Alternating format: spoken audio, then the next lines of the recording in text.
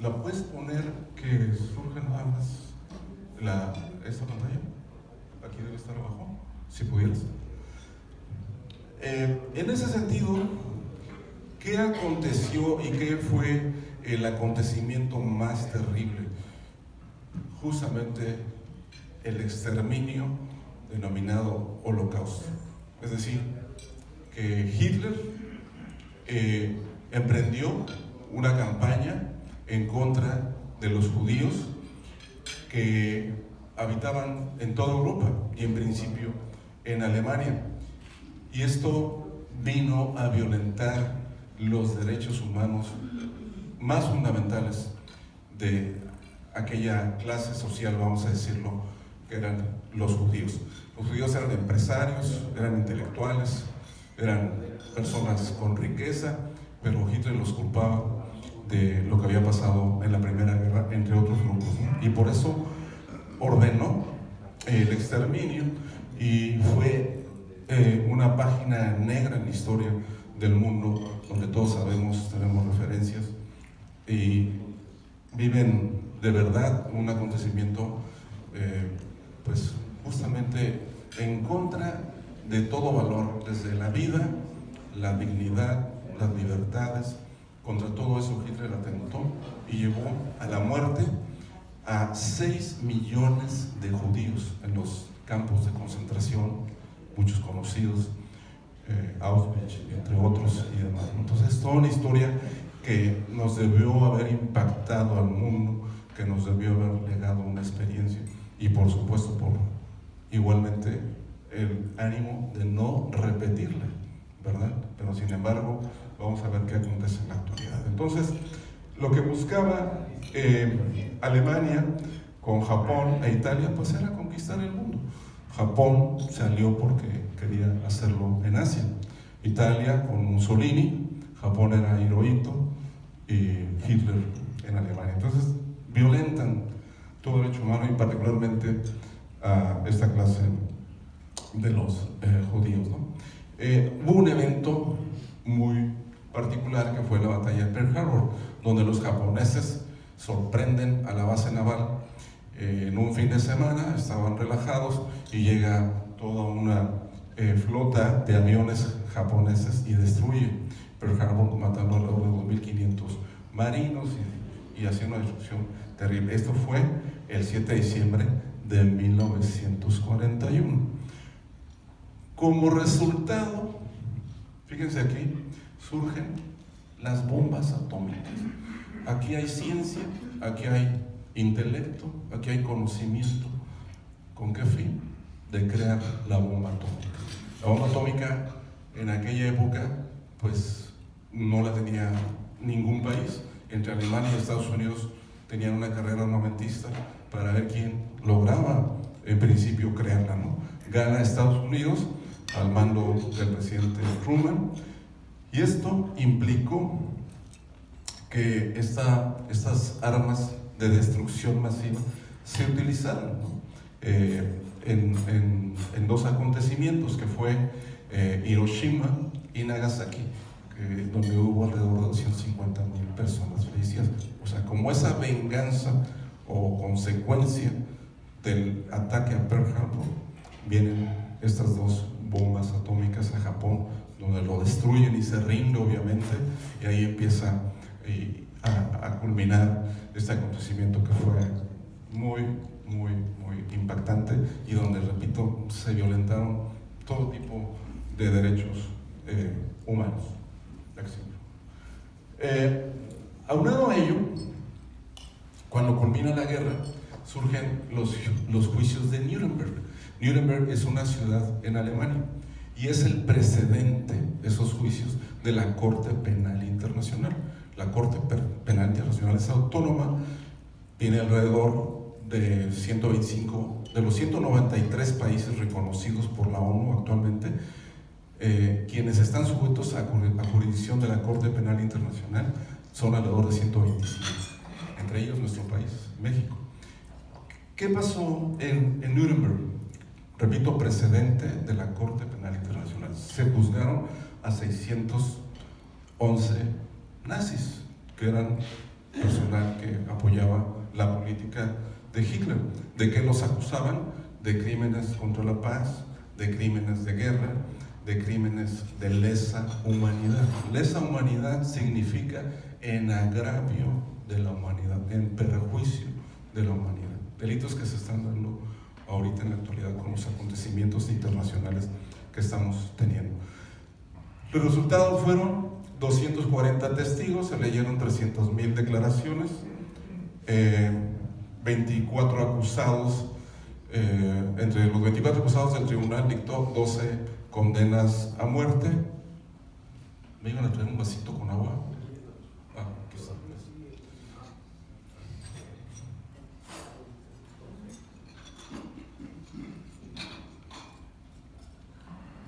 Y hubo procesados, hubo igualmente suicidios.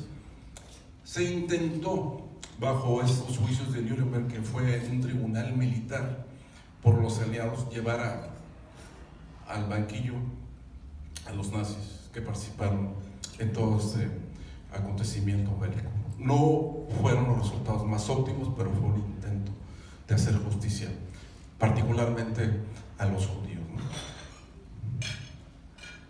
¿Qué surge después antes de esto? En la guerra, en la Segunda Guerra, el resultado fueron 60 millones de personas caídas, 60 millones. Entre ellos, los 6 millones de judíos. O sea, es un número impactante, ¿no?, de todos los involucrados y todos los decesos o muertes que hubo por la guerra.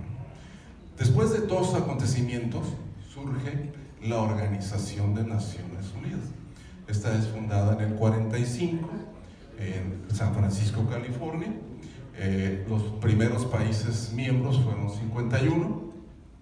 Hoy, repito, se están registrados o se suman a la organización 193 naciones, y su política es justamente el de, como una asociación de gobiernos global, facilitar la cooperación, los asuntos del derecho internacional, la paz y seguridad mundial, que no ha podido la ONU, los asuntos humanitarios y de derechos humanos, ¿no? Su sede fue en Nueva York, y la ONU está organizada por varias entidades, entre otras la Asamblea General, que es la que determina de los 193 naciones, ¿no? El Consejo de Seguridad. Esto es algo muy sui generis, porque el Consejo tiene países miembros que no son inamovibles, es decir, están fijos ahí: Rusia, Estados Unidos, Reino Unido, entre otros. Las determinaciones que se lleven ahí tienen derecho a veto. Si de los 6 miembros del Consejo de Seguridad uno está inconforme, viene abajo la política que pudo haber prosperado, ¿verdad? Y eso, entre otros, está Rusia actualmente. Entonces, este consejo me parece que debe ser reformado para el orden y la seguridad mundial, puesto que están los mismos de siempre, y con uno que levante la mano y diga no estoy de acuerdo, se viene abajo esa posible iniciativa o modificación. Y así está configurado este organismo. Tiene la Secretaría General, tiene el Consejo de Administración Fiduciaria, la Corte Internacional de Justicia. Esta Corte Internacional es distinta a la Corte Penal Internacional. Esta surge al seno de la ONU, y la Corte Penal Internacional es independiente, como precedente esos juicios de Nuremberg. México se incorpora en el 45 a la ONU, a su movimiento, y surge un documento elemental en esa época, que es la Declaración Universal de los Derechos Humanos. Este documento se pretendió que la hicieran suya los países miembros y la llevaran a sus constituciones locales. Sin embargo, fue un intento que no prosperó, pero existe esta declaración, la podemos nosotros observar, consta de 30 artículos y es un documento muy interesante, porque incluso en las distintas cortes del orden mundial, la pueden llevar como un documento invocando algunos preceptos: el derecho a la vida, el derecho a la dignidad, el derecho a las distintas libertades. Todo eso lo establece la Declaración Universal. Y esta declaración me parece que es, en la época moderna, vamos a decirlo, el primer documento inspirador que se pretendió, repito, que los países miembros llevaran localmente a su legislación. Ahí está, hay que analizarla, hay que verla, y creo que es también digna de análisis. En la línea e historia nacional, hablando de nuestro país, después de todo esto, entramos a este bloque. Existe una primera constitución, que fue la de Cádiz, bajo el yugo de la corona española, la monarquía, en 1812, se promulgó por las Cortes españolas por diputados de América, Asia y la península, reunidos en Cádiz, España, que es una localidad allá, el 19 de marzo de 1812. Esto se pretendió imponer a América, que estábamos bajo el yugo del corona. No solamente era México, era prácticamente el continente americano. Entre otras cosas, hablaba de la soberanía nacional, de la división de poderes, el derecho de representación, sufragio universal masculino indirecto, igualdad de los ciudadanos ante la ley, eliminación de fueros, derechos individuales y la confesión católica. ¿Sí? Esto, Cádiz, surge, entra en vigor 2 años nada más, y viene después un segundo ordenamiento, que fue el de José María Teclo Morelos Pavón y Pérez, el nombre completo de Morelos.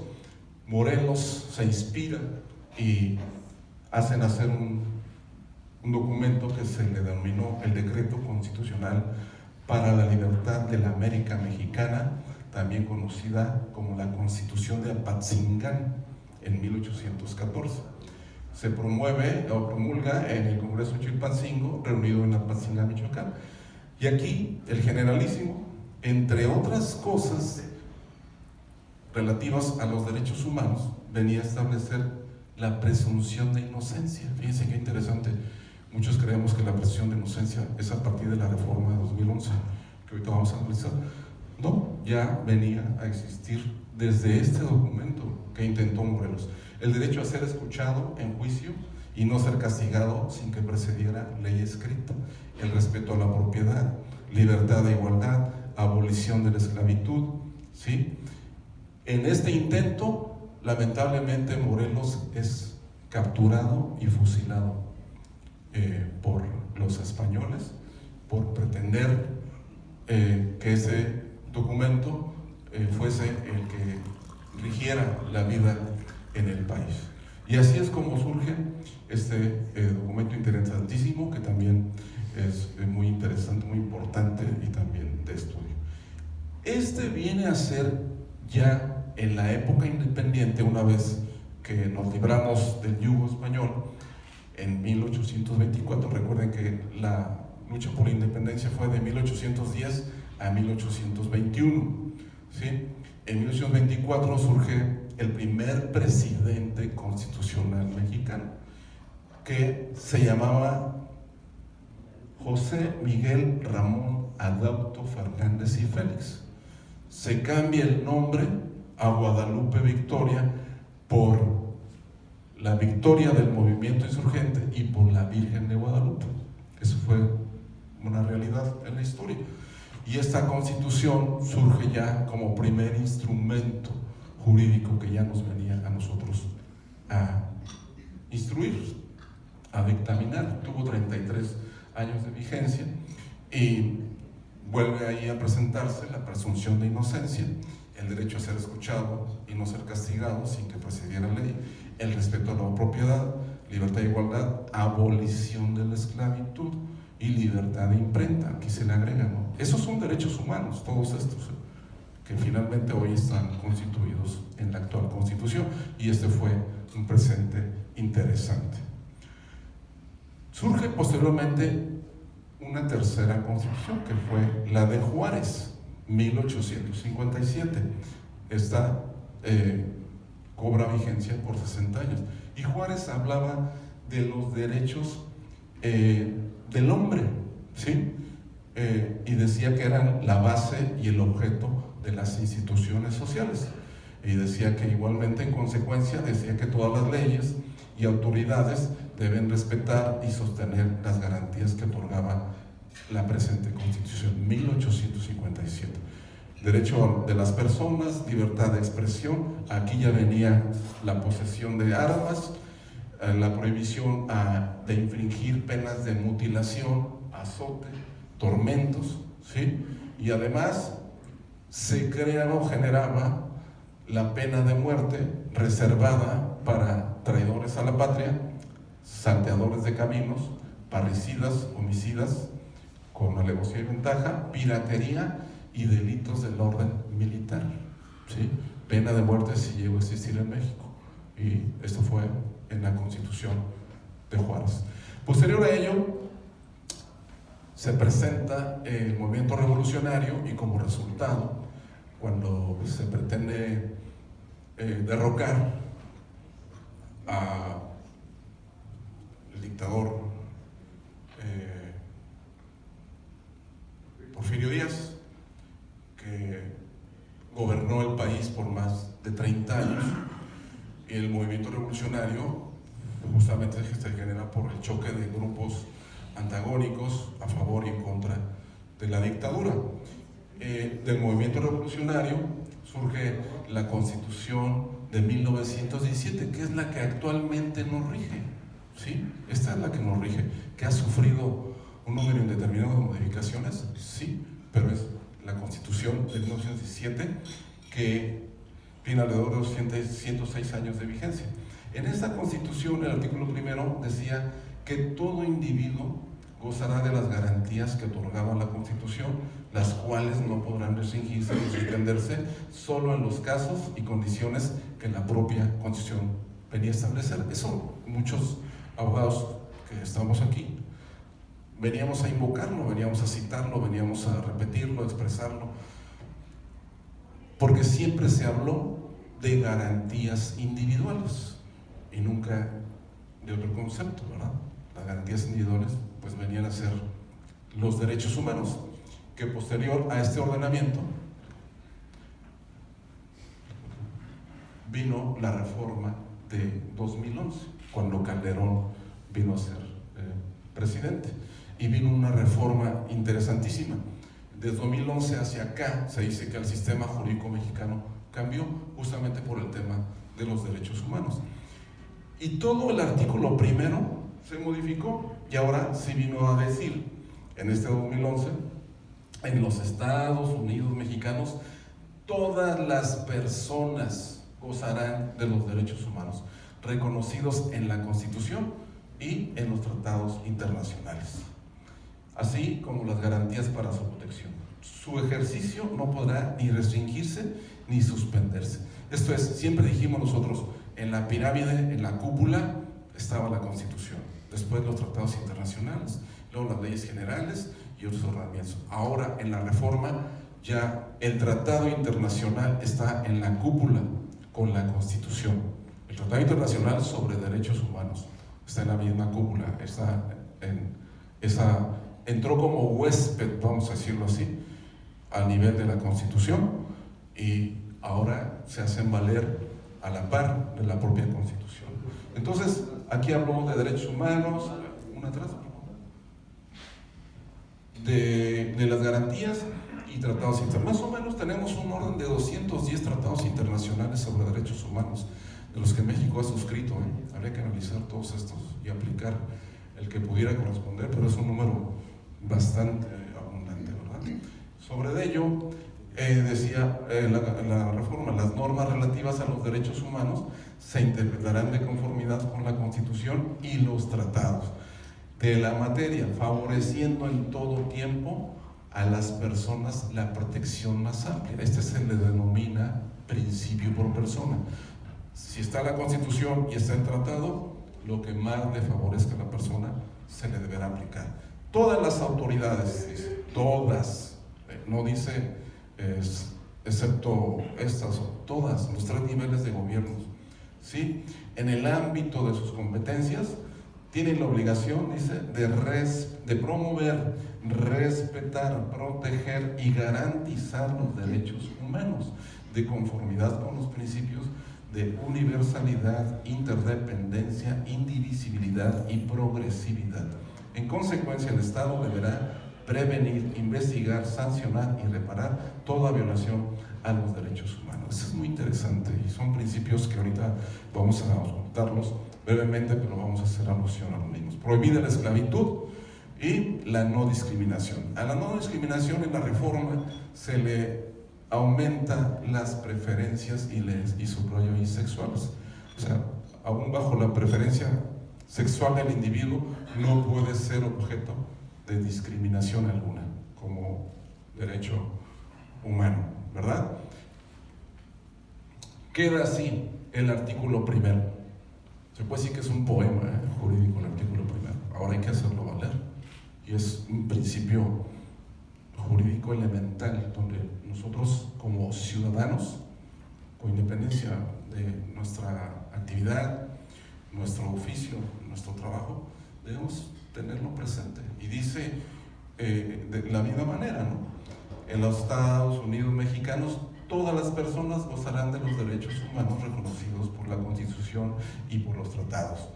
Asimismo dice, así como las garantías para su protección no podrán restringirse ni suspenderse, salvo que la Constitución dictamine. Ya otra vez, las normas relativas se interpretarán de conformidad con la Constitución y el Tratado Internacional, favoreciendo al individuo lo que más le convenga. Obligaciones de las autoridades: promover, respetar, proteger y garantizar los derechos, de conformidad con estos principios de universalidad, interdependencia, indivisibilidad y progresividad. ¿Sí? La no discriminación y la preferencia sexual se agrega en este último párrafo. Entonces, esto es muy interesante y vamos a tratar de ver qué es lo que implica estos primeros principios. Pero antes, y si dice el artículo primero, todas las personas, ¿qué son las personas? ¿Quiénes somos las personas? El primer ordenamiento internacional al que tenemos que observar es la Convención Americana sobre Derechos Humanos, de los que México es parte, ¿sí?